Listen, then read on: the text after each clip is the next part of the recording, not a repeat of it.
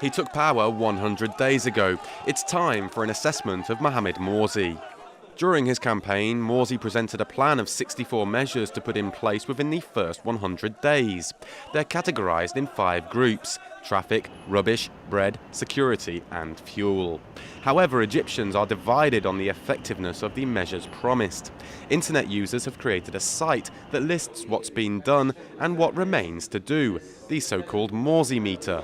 To date, only 4 promises have been kept, with another 24 in the works. So, what are they? To begin with, let's look at rubbish. 7 proposals were made. They concern rubbish collection and illegal dumping. All of these measures are at the discussion stage, and there's a major obstacle: the construction of a recycling plant. The second group of measures, traffic. No less than 18 measures were promised. Only one's been implemented, concerning the illegal occupation of public highways. Moursi's promises include the restoration of traffic flow, restrictions on trucks, and incentives to use public transport. The third area, fuel. The promises here were the delivery of butane canisters to people's homes, fuel monitoring, sanctions against trafficking fuel, and an agreement with service stations. 2 promises have been kept: the delivery of butane and the sanctions against fuel traffickers.